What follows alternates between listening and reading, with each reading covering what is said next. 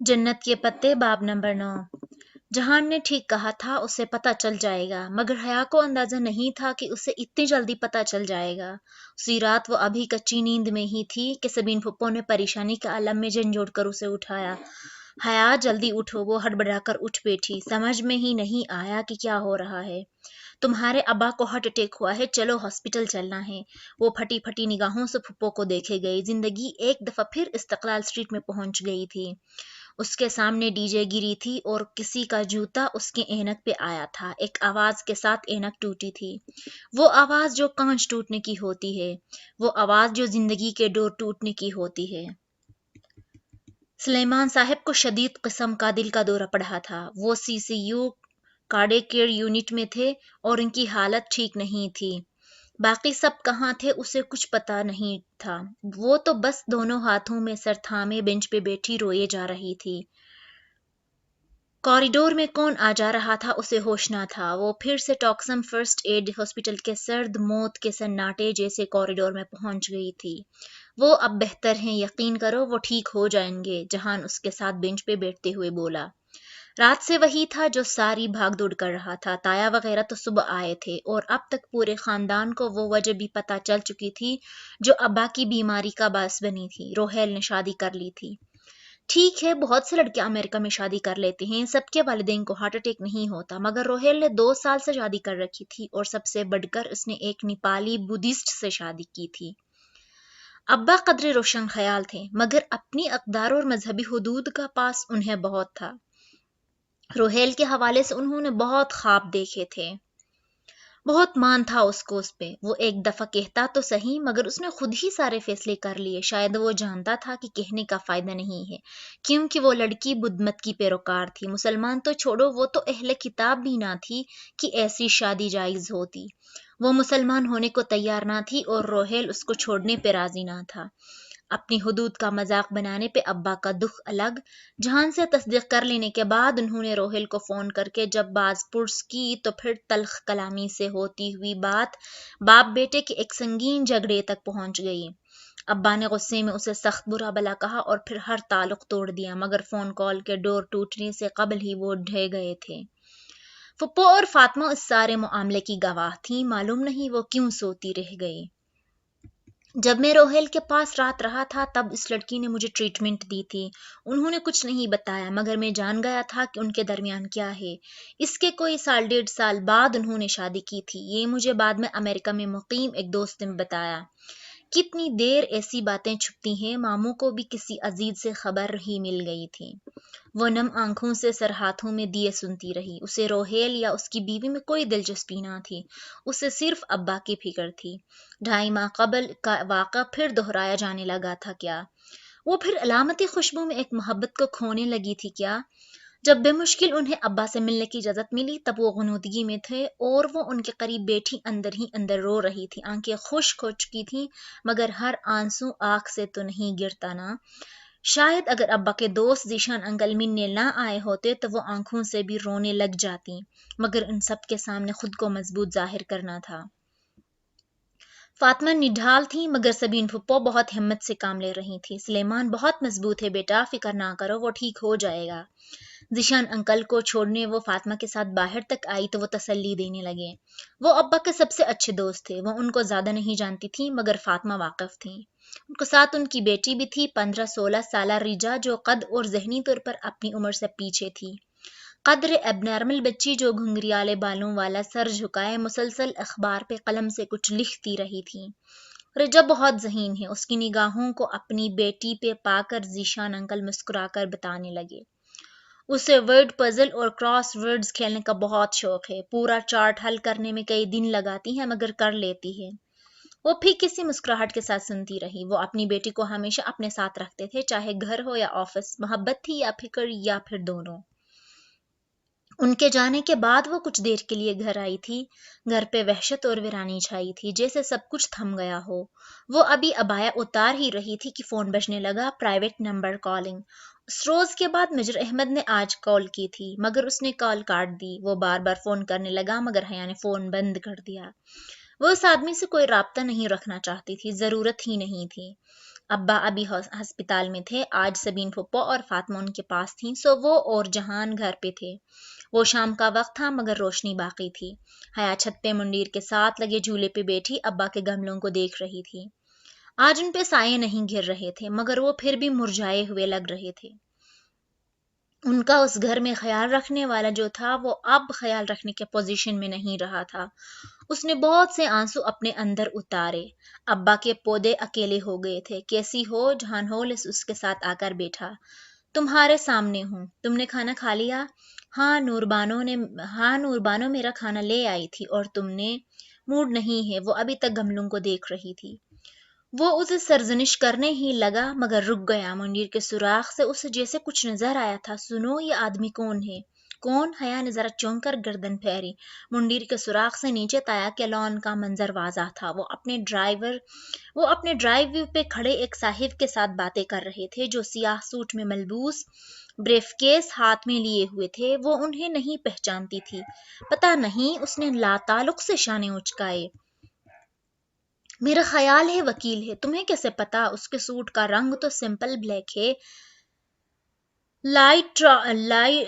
Lighters والا تو نہیں، مگر ٹائی دیکھو، جیٹ بلیک ہے، وکیل کی مخصوص ٹائی۔ وہ آنکھوں کی پتلیاں سکیڑے ان کو دیکھتے ہوئے کہہ رہا تھا، اور میرا خیال ہے وہ ابھی ادھر آنے کا ارادہ رکھتے ہیں۔ حیا نے ذرا حیرت سے اسے دیکھا۔ وہ اپنے ڈرائیو وے پہ کھڑے ہیں، تمہیں کیسے پتا کہ ان کا کیا ارادہ ہے؟ غور سے دیکھو، فرقان ماموں کے جوتوں کا رخ کس طرف ہے؟ حیا نے گردن ذرا اونچی کر کے دیکھا۔ تایا ابا کے جوتوں کا رخ نامناسب سے انداز میں ان کے گھر کے درمیان دروازے کی طرف تھا۔ انسان جدھر جانے کا ارادہ رکھتا ہے اس کے پاؤں خود بخود ادھر ہی مڑ جاتے ہیں، چاہے وہ ساکن کھڑا ہو یا بیٹھا ہی کیوں نہ ہو۔ اگر دوران گفتگو تمہارے مخاطب کے جوتے تمہاری مخالف سمت میں ہوں تو اس کا مطلب ہوتا ہے کہ وہ بور ہو رہا ہے تم سے۔ حیا نے بے اختیار جہان کے جوتوں کو دیکھا۔ اس کے سیاہ تسمے والے بوٹ سیڑھیوں کے دروازے کی سمت تھے۔ اس فائل میں کیا ہو سکتا ہے؟ اب وہ ذرا الجھتے ہوئے کہہ رہا تھا۔ حیا نے گردن پھر سے منڈیر کی جانب موڑی۔ نیچے وکیل صاحب اپنا بریف کیس سے ایک فائل نکال کر تایا ابا کو دکھا رہے تھے۔ سلیمان ماموں کمپنی کے ایم ڈی ہیں نا؟ ہاں، اور باقی شیئر ہولڈرز ہیں۔ اس کا مطلب ہے کہ ماموں کی بیماری کے باعث کچھ کام رک گئے ہوں گے، سو باقی شیئر ہولڈرز ان سے کچھ دستخط کروانا چاہتے ہوں گے۔ ماموں کا پاور آف اٹارنی کس کے پاس ہے؟ میرے پاس، وہ بے اختیار بولی۔ جہان ذرا سا چونکا۔ اصل میں بہت پہلے ابا نے مجھے اپنا اٹارنی انفیکٹ بنایا تھا، اور وہ صرف اس صورت میں جب وہ خدا نخواستہ کام کرنے کے اہل نہ رہیں۔ یعنی کہ میں اس وقت اصغر اینڈ سنز کی ایم ڈی سے مخاطب ہوں۔ وہ مسکرایا۔ ارے نہیں، میں تو بس اٹارنی انفیکٹ ہوں۔ ابا ٹھیک ہو جائیں گے تو خود سنبھال لیں گے سب کچھ، اور جب تک وہ ٹھیک نہیں ہوتے تب تک تایا فرقان سنبھال لیں گے۔ اس نے کہنے کے ساتھ نیچے دیکھا۔ تایا فرقان اب سمجھتے ہوئے اسبات میں سر ہلاتے فائل کے صفحے پلٹ رہے تھے۔ اس کے لیے انہیں سلیمان ماموں کا پاور آف اٹارنی چاہیے ہوگا، اور شاید وہ انہی سے اسی پہ دستخط کروانا چاہتے ہوں گے۔ جہان ہو سکتا ہے یہ ان کا کوئی دوست ہو اور تمہارے سارے اندازے غلط ہوں، اور اگر میرے اندازے درست ہوئے تب تم انہیں پاور آف اٹارنی لینے دو گی؟ ہاں، کیوں نہیں؟ تایا فرقان ابا کے بھائی ہیں آخر۔ جہان نے جیسے افسوس سے اسے دیکھا۔ مادام، ایک بات کہوں، جب باپ کسی قابل نہیں رہتا تو اولاد کے لیے زندگی بدل جاتی ہے۔ یہ جو آج تمہارے ساتھ ہے نا، ایک دفعہ کاروبار تمہارے ہاتھ سے گیا تو تمہیں کنارے سے لگا دیں گے۔ ہر کسی پہ شک مت کیا کرو جہان۔ وہ بیزار ہوئی۔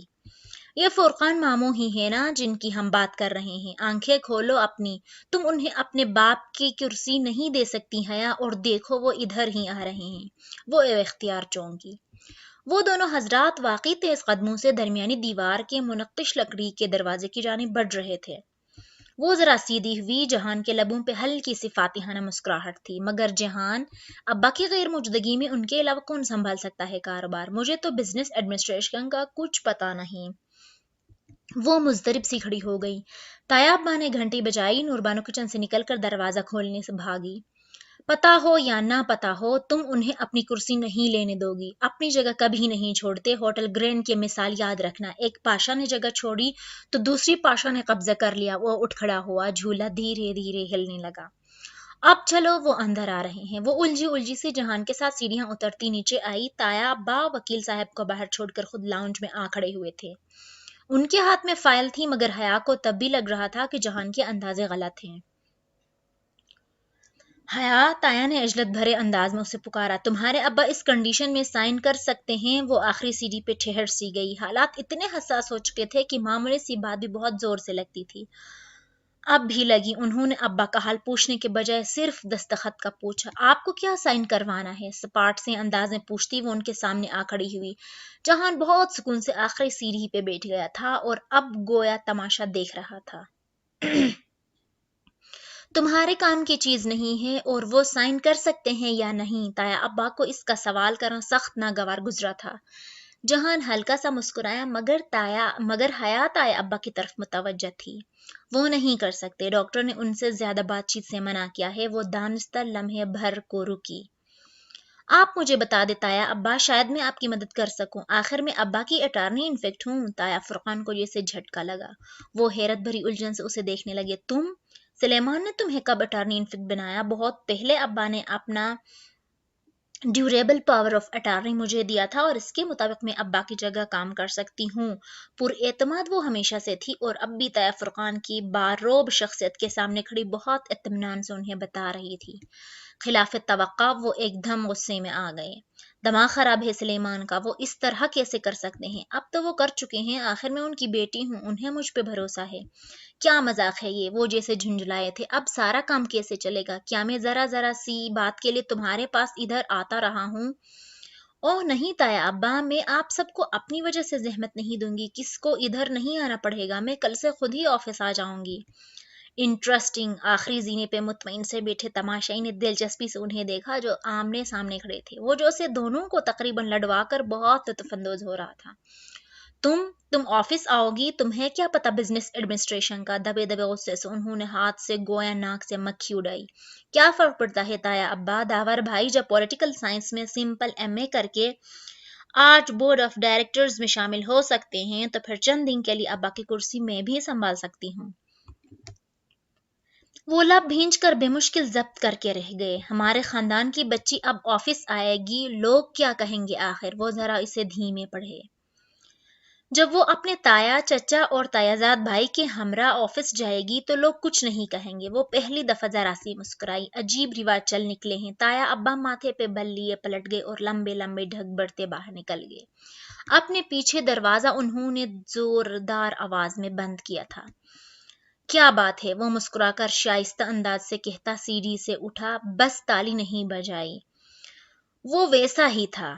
تایا ابا نے مجھ سے کبھی ایسی بات نہیں کی۔ وہ ابھی تک ملال سے دروازے کو دیکھ رہی تھی جہاں سے وہ گئے تھے۔ آہستہ آہستہ وہ اس سے بھی زیادہ تحقیر سے بات کرنے لگیں گے، بس دیکھتی جاؤ۔ مگر وہ ٹھیک کہہ رہے تھے، میں کیسے ابا کی سیٹ پہ بیٹھ سکتی ہوں؟ مجھے واقعی ان کے کاروبار کا کچھ پتا نہیں۔ اب پہلی دفعہ اسے فکر ستانے لگی، تایا کے سامنے جو بڑے بڑے دعوے کیے تھے ان کو ثابت کرنے کے لیے وہ کیا کرے گی؟ ایک دم سے بہت سا بوجھ اس کے کندھوں پہ آ گرا تھا۔ حیا، جب تم نے اس رات مجھے وہ ساری باتیں بتائی تھیں تو میں نے تمہارے بارے میں دو آرا قائم کی تھی۔ پہلی یہ کہ جو لڑکی کسی کی مدد لیے بغیر اتنا کچھ خود ہی تنہا سہتی ہے وہ بہت مضبوط لڑکی ہوتی ہے۔ شاید چند ماہ قبل تم اتنی مضبوط نہ ہو مگر اب ہو گئی ہو۔ وہ نرمی سے کہتا اس کے سامنے آ کھڑا ہوا۔ وہ ابھی تک دروازے کو دیکھ رہی تھی۔